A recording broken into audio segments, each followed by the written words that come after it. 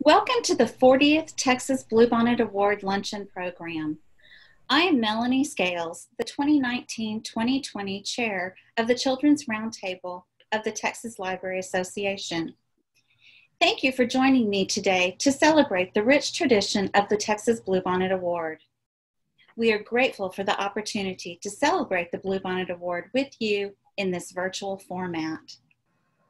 The Texas Bluebonnet Award is a joint venture of the Texas Association of School Librarians, the Children's Roundtable, and the Texas Bluebonnet Award Committees. Thank you to the librarians in each of these organizations who have worked behind the scenes to make this year a success. The Texas Bluebonnet Award program would not be possible without our incredible sponsors. Thanks to Bound to Stay Bound Books for their long-standing tradition of being the exclusive sponsor of the Bluebonnet Luncheon. Thanks to Mackin for generously sponsoring the travel stipends for our student representatives and their families from across the state, which eliminates financial barriers and allows all students and families to attend the luncheon. Tabletop donors for this year include Follett, Baker & Taylor, the Humanitas Prize, Simon & Schuster Children's Publishing, Scholastic Book Fairs, and School Life. This year marks a milestone for the Texas Bluebonnet Award and for our sole sponsor, Bound to Stay Bound Books. As I mentioned before, this is the 40th anniversary of the Bluebonnet Award, and this year is also Bound to Stay Bound's 100th anniversary. Congratulations all around. At this time, I'd like to introduce TLA 2020 President Cecilia Barham for a special announcement. Cecilia. Thank you so much, Melanie. It's my honor to be able to read the resolution honoring the Texas Bluebonnet Award on its 40th anniversary. Whereas in 1979, the Texas Bluebonnet Award was established thanks in large part to the efforts of Dr. Janelle Paris, Professor of Children's Literature at Sam Houston State University, and members of the Texas Library Association's Texas Association of School Librarians Division and the Children's Roundtable. Whereas there was an overwhelming positive support from librarians and teachers across the state of Texas for establishing a state award recognizing children in grades 3 through 6 preferences in literature. Whereas TLA members serving on the TBA selection committee choose 20 outstanding books, 5 titles for each grade level and for the annual master list. Whereas TLA members serving on the program committee assemble and create resources such as book trailers, readers' theater, author interviews, activities, and discussion questions related to each title on the list in which participating librarians and teachers rely on. Whereas the first award was presented in the spring of 1981, with 661 schools participating in the program and 28,742 students cast votes for their favorite book. In 2020, 103,967 students from 1,115 participating schools and public libraries cast their votes. Whereas the winning author receives the award from students at a special event at TLA annual conference, which regularly attracts more than 1,000 attendees. Whereas over the last 4 decades, TBA has become an intrinsic part of the reading lives of elementary school children throughout Texas, helping them to discover the joys of reading. Now, therefore, be it resolved that the Texas Library Association congratulates the Texas Bluebonnet Award on its 40th anniversary and expresses our appreciation to the volunteers whose passion, dedication, and enthusiasm have made a tremendous positive difference in the lives of hundreds of thousands of Texas school children. I'm now delighted to introduce TLA Executive Director Shirley Robinson. Thank you, Cecilia. And I'm honored to share the resolution honoring Bound to Stay Bound on its 100th anniversary. Whereas Bound to Stay Bound, a third-generation family-owned business founded in 1920 in Jacksonville, Illinois, is an asset and a force for improvement in their community and our industry. Whereas Bound to Stay Bound strives to provide the best juvenile books, media products, and related services to the libraries of North America and to meet libraries' needs as economically as possible. Whereas Bound to Stay Bound has been a strong and valued supporter of the Texas Library Association for more than 7 decades, exhibiting at the TLA annual conference for 73 years, sponsoring the organization and our events for 23 years, and supporting the Texas Bluebonnet Award reading program and author session for 15 years. Whereas Milton Van Dusen, longtime manager of Bound to Stay Bound's South Texas division, has been particularly active in TLA, providing the lovely baskets used to decorate the tables at the Texas Bluebonnet Award luncheon for many years. And whereas Van Dusen, together with his Texas Bound to Stay Bound colleagues, offered the Van Dusen Kaiser Haley Scholarship to a Texas resident pursuing graduate studies leading to a career as an elementary school or children's librarian. Now, therefore, be it resolved that the Texas Library Association, on behalf of its 6,000 members, congratulates Bound to Stay Bound on its 100th anniversary and thanks the company and its dedicated employees for their contributions to and support of TLA and the entire library profession. Congratulations. And now, I'm pleased to introduce TBA Coordinator, Jackie Bridges-Shepard. Thank you, Shirley. We are now going to honor the winner of the 40th Texas Bluebonnet Award. But first, I would like to thank Randall and Kitty Heiss of Mackin Educational Resources for sponsoring the travel needs of our students for the 12th year. Every year, one student from each of the 10 TLA districts is selected to present the award to the winning book and its author and/or illustrator. At this time, I would like to introduce these students to you. Representing District 1 is third grader Sophia C. from Ortiz Elementary in Abilene ISD. Representing District 2 is Cayman V. from Williams Intermediate School in Perryton ISD. From Coppers Cove ISD at District 3 is Ari J. from Lee Junior High. From Hallettsville ISD and District 4 is Kennedy A. from Hallettsville Junior High. Representing District 5 is Grayson K. from DeGolyer Elementary in Dallas ISD. Representing District 6 is Kaylee H. from Horizon Heights Elementary in Socorro ISD. From District 7 is Daisy P. from Jennings Elementary in Denton ISD. District 8 is Ashby S. from Campbell Creek Elementary in Clear Creek ISD.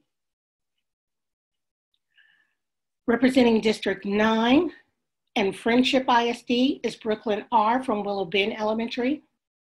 Representing District 10 and Medina Valley ISD is Reagan K. from Loma Alta Middle School. Selected by the students of Texas, El Chupacabra by author Adam Rubin and illustrator Crash McCreery represents a folktale that can be enjoyed by readers of all ages. The publisher's website summarizes it best. A long time ago, a girl named Carla lived on a goat farm with her father, Hector. One night, a goat disappeared from the farm and turned up flat as a pancake. Only one creature could do that, El Chupacabras, the goat sucker. Legend has it that El Chupacabra is a fearsome, but you can't believe everything you hear. And sometimes the truth is even more interesting. Told in equal parts English and Spanish by best-selling author Adam Rubin and cinematically illustrated by acclaimed Hollywood creature creator Crash McCreery, this lighthearted take on a modern legend is not told in the traditional bilingual style. Each sentence is half Spanish, half English, followed by a repetition of the same line translated the other way around. This mirroring technique allows the language to intermingle equally. Here to introduce our guest speakers are Reagan Kay, introducing our author, and introducing our illustrator is Brooklyn R. Ladies.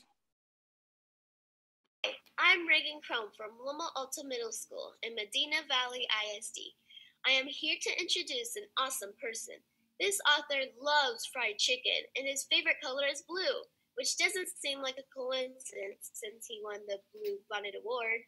As someone that likes to always have multiple projects going on at once, he also loves creating brain teasers and puzzles. I actually happen to have a brain teaser. I wonder if you could figure it out. What's at the center of gravity, and you could find it in Venus, but not Mars? Any guesses? It's the letter V. Some other facts I learned as I was researching him is that he lives in Barcelona, Spain, which is incredible.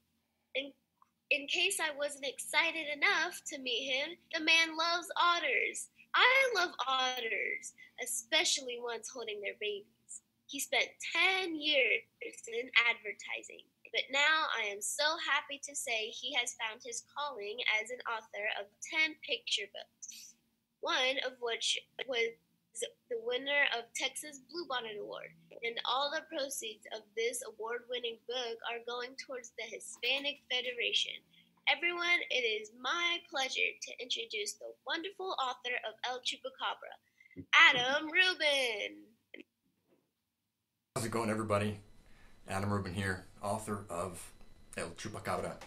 And I'm here in my apartment, clearly not with all of you celebrating in Texas, which is a super bummer, I have to say, because it was extremely, extremely exciting to win the Bluebonnet Award, one of the great honors of my life, and I would like nothing more than to be in a in a banquet room with all of you celebrating over lunch at a hotel somewhere in Texas. I really, really would, but the times are strange, and we will adapt. And so here we are in my little apartment and missing the library, wishing I could go to the library and get some books that I could touch and smell, and I'm sure you feel the same way, and I'm sure your students are feeling the same way too. The library is a very special place full of kinesthetic experiences and intellectual wonders. What a magic laboratory you all get to inhabit every day. Well, not currently, but I'm sure that you're enjoying some time at home. As long as you like your families, that's a nice plus. If you enjoy the company of your loved ones, that's nice. And maybe you even have a backyard out there in Texas. I have a 3x3 square of fire escape that I can climb out the window and get some sunshine on. Here in New York City, we consider that a ranch. So it's a plus. So it's not all bad. And besides just saying thank you for the award, I want to say thank you so much for saving this book from obscurity, because this book did not come out to much fanfare, and there were people on one side saying, hey, I don't want any Spanish in my book, speak American. And then there were people on the other side who were saying, who are you to write a book in Spanish? What gives you the right? So there we were, caught in the middle with this book. But your students, your librarians, your Bluebonnet committee recognize that in this book is something for everyone, I hope. That if you don't know any English, you can learn a little bit of English from this book. And if you don't know Spanish, you can learn a little bit of Spanish from this book as well. And the story of the book, beyond the fact that it's written in both Spanish and English, is about a monster that's misunderstood, about something that people don't know too much about, and so they assume that it's scary. And that sort of idea can be pervasive, especially nowadays where the other is vilified and considered something dangerous. And that's not a way, that's not a society that I'd like to see. And so if I can teach that lesson of understanding and compassion to some kids through a silly story with some goat farts, that is a wonderful, wonderful thing. And it was a real privilege for me to get to go down to Texas and visit with some of your schools and some of your students and see their eyes just light up when they saw me hablando en español, porque cuando los estudiantes oyen un escritor hablando en español en su idioma, es raro, creo. It's not something they see every day, and so that was really special for me to be a part of, to see that recognition on the face of some of those students, and also just to laugh with a room full of 400 people is a real privilege and an honor. And it is a silly book. I will say it is a silly book. There are tortitas de cabritas. There's the aforementioned goat farts. It's a silly book, and why? Why do silly books have value? Well, I think that kids are inherently silly, and that silliness is a form of fearlessness. That to be silly and to be confident enough to do something weird or strange or bizarre, it means that we are fighting against fear. Because it's really hard to be silly when you're afraid. And especially in times like these, I think silliness brings us together. Laughter brings us together. I like to think of the monkeys in the jungle. This is before human beings had come around. And the monkeys are going around through the jungle, and there's something that sounds like a jaguar, and all the monkeys are afraid. And then they realize that it's not a jaguar, it's just one of the monkeys groaned or had a burp or something, and they were mistaken. And instead of being afraid, they release that tension with laughter, and they laugh, and they share this moment of release. That laughter means that we are not afraid. It is so hard to laugh when you're afraid. I guess there's that nervous laughter, but that's not what I'm talking about. I'm talking about real belly laughs, where everybody in the room, no matter where they're from or what language they speak, they come together through this strange sound that bursts out of our faces sometimes when we're feeling good. Weird. It's weird right now out there, inside, mostly inside, and it's an opportunity too, because you get to take the knowledge you have and shoot it through the internet directly into the brains of your students, and that is such a needed essential service. And I hope that this experience for the country will reprioritize for some people the idea of the value of teachers and how incredibly important educators are, and how they should be compensated and cared for appropriately. So I hope that is one silver lining that comes out of this whole thing. I do want to thank Crash McCreery also for making these beautiful illustrations. I'm sure he had a much more professional and perhaps robust thank you speech. He's got visual aids though, so he does have an advantage in that. I'm gonna maybe I'll make a little cut here so that it doesn't seem like I'm just rambling. Ah yes, why write a book? Why write a bilingual book? ¿Por qué? Porque escribí un libro bilingüe. Nobody was asking for it. Nobody really seemed to want it when it first came out, but to me it's so valuable. You know, my grandmother was a simultaneous translator in the court system for 40 years. Ella era cubana, and she would think in both Spanish and English at the same time, and they were sort of like, she couldn't even tell the difference between the two. But for me, I didn't learn Spanish until I was an adult, and it was a struggle. It really took a lot of effort, it took a lot of energy, it took a lot of time, and if I had learned as a kid, it would have been so much easier. And I wish that I had learned as a kid. I wish that I had been put in that situation or inspired to really work at it, rather than just kind of learn the vocabulary and do the homework. And I wasn't really paying attention. I didn't really believe I could learn this second language, because sometimes in America we act like learning a second language is the equivalent of doing a standing backflip. Like, some people can do it, but if you're not one of those people, good luck trying to learn to do it. You're going to break your neck. It's not going to happen for you. But it's not true. I lived in Spain for a few years, and there the people speak 3-4 languages.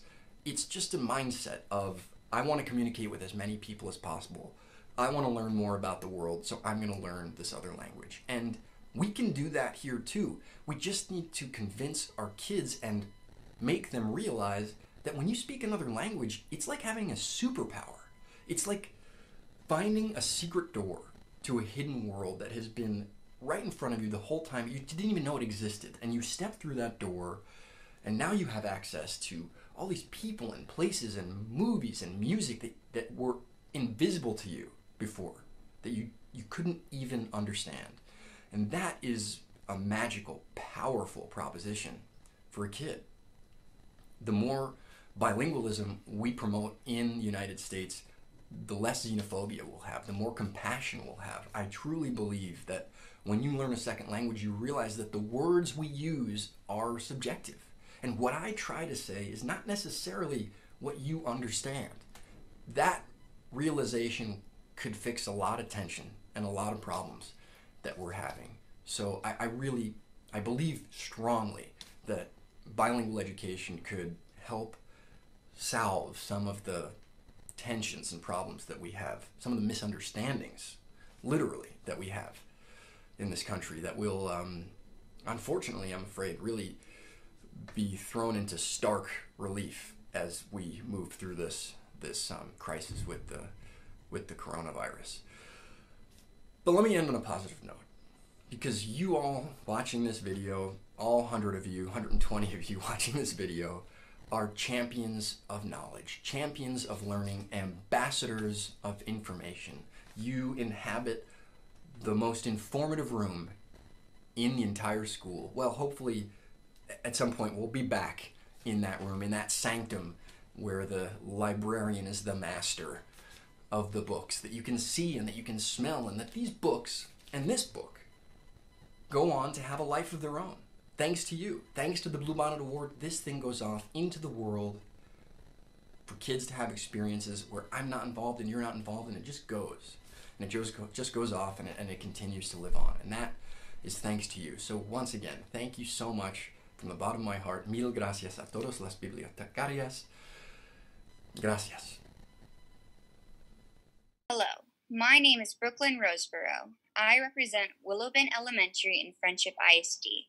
Our next guest is a legendary Hollywood creator who has worked with celebrities you may know, such as Tim Burton, Steven Spielberg, and James Cameron, to name a few. We have all heard of these creative geniuses. He grew up observing nature and had a particular passion for prehistoric wildlife. He received a scholarship to attend the Art Center College of Design, and his first big creative jobs were Predator 2 and Edward Scissorhands. While I am personally too young to remember any of these, I am sure many of you guys remember these movies. He also designed makeup for Danny DeVito as the Penguin in Batman Returns, which earned an Academy Award nomination for Best Makeup, which is amazing. He finally got to live his dream by creating dinosaurs for Jurassic Park. Not only did he get to create them and be an on-set puppeteer, but he also got to perform as the raptor, wearing the full-size suit. He always knew that when he grew up, he was going to do dinosaurs. He also worked on Jurassic Park, Lost World, Pirates of the Caribbean, and Rango. This artistic legend enjoys hands-on drawing in his cool studio on his drawing table with his favorite pencils, pencil sharpener, and erasers. And with that, I would like to introduce the drawing sensation and illustrator of El Chupacabras, Crash McCreery. Hi everybody, I'm Crash McCreery, the illustrator of El Chupacabra. I am here in my hacienda in the middle of the desert, and I've just been handed the coveted Bluebonnet Award. Thank you so much. I couldn't be more honored to accept this award. This is not a Bluebonnet Award. This is my son's soccer trophy, but I felt like I needed to be holding something. And I don't live in a desert. I live in Tarzana, California. Anyway, really, thank you so much. This is such an honor. Adam, Rubin, and I are just blown away that we won this award for our book.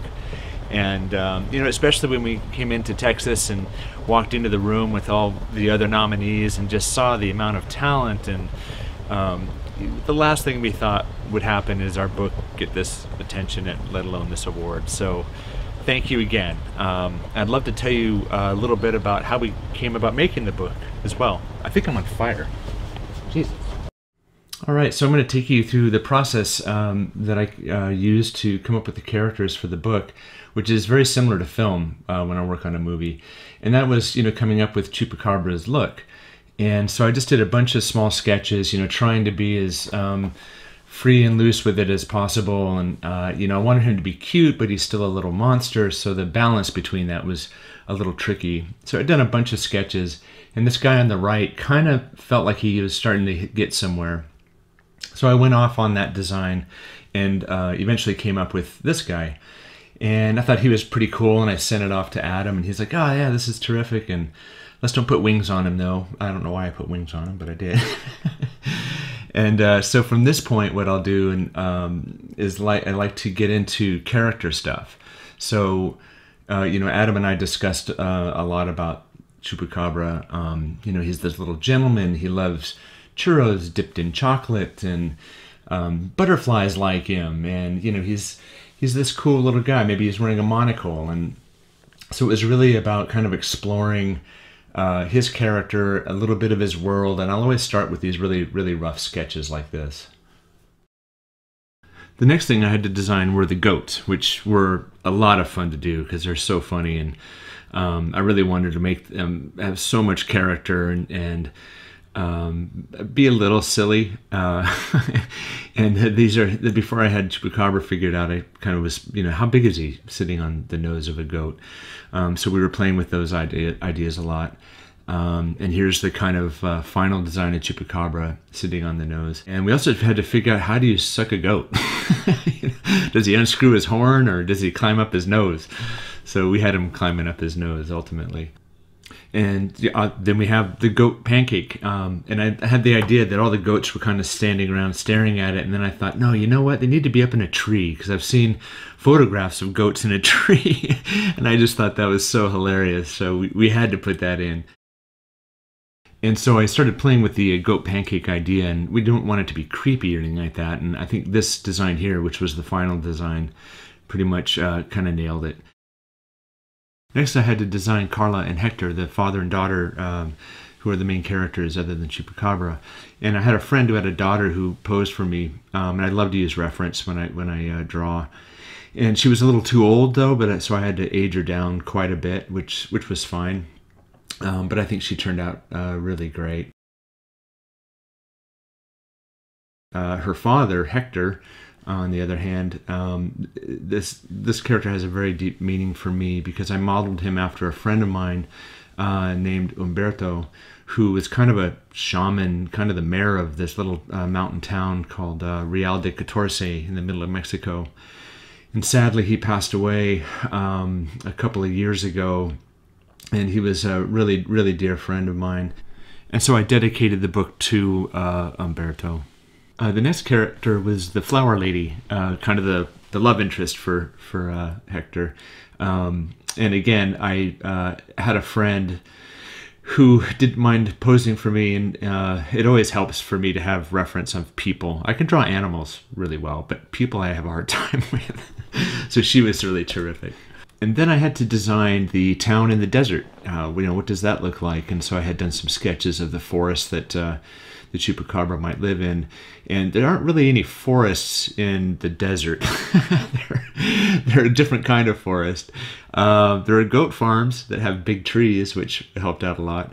And I really wanted to have the farmhouse that they lived in, just outside of the town, because there's a story point where the goats get really, enormous and start to wreak havoc on the city. So I actually used Real de Catorce, the city, as the model for the town.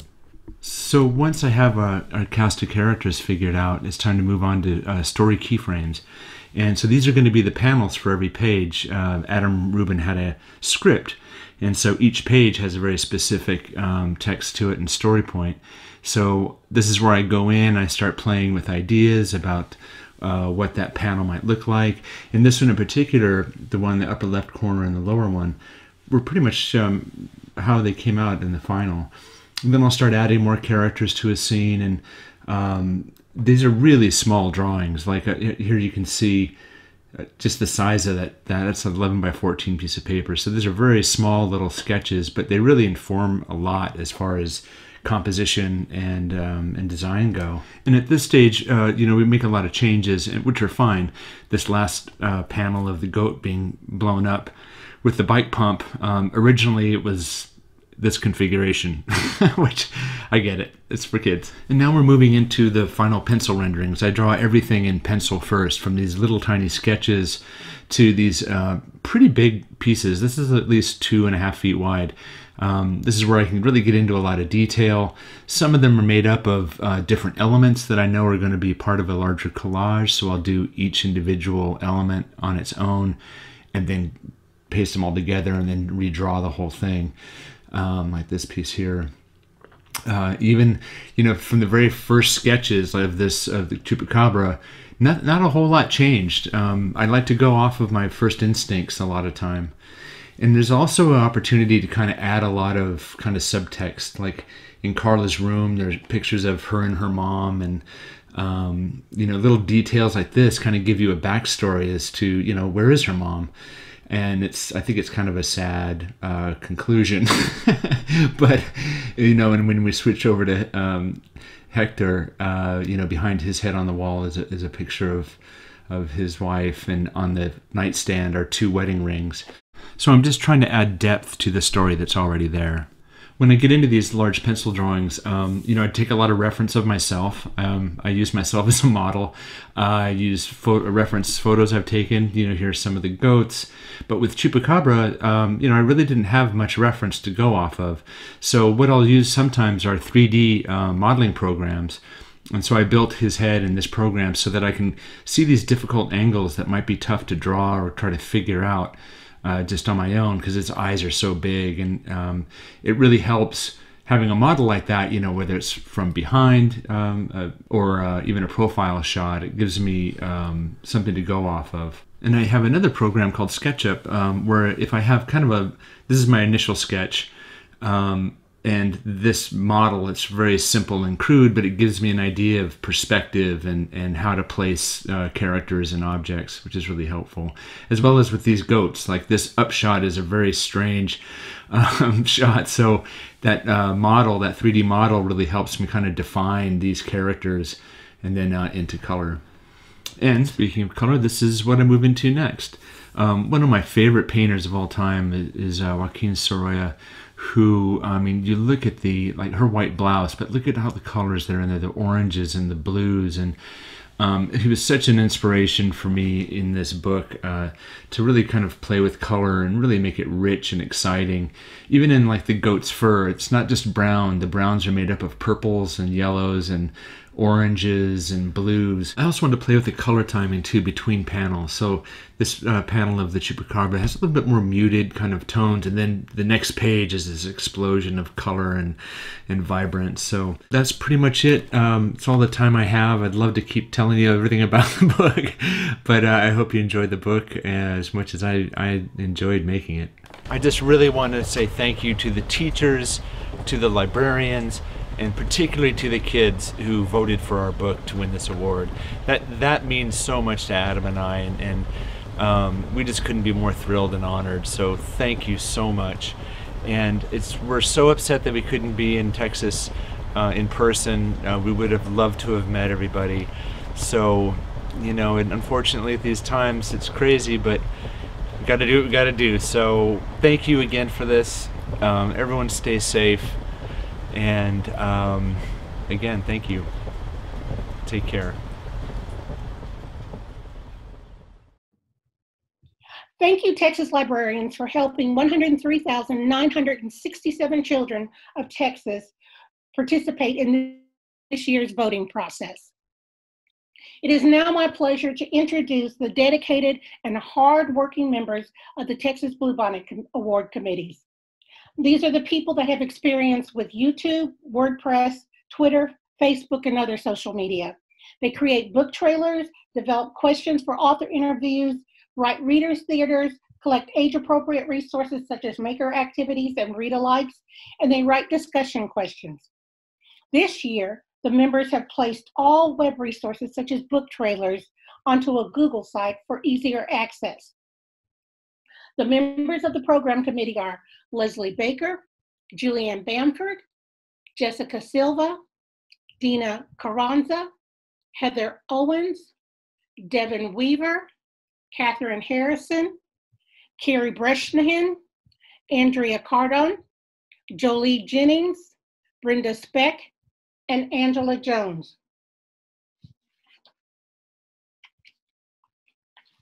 The members of the selection committee love reading middle grade fiction and nonfiction. They read with an open mind and without bias. They can read 400 plus books per consideration year.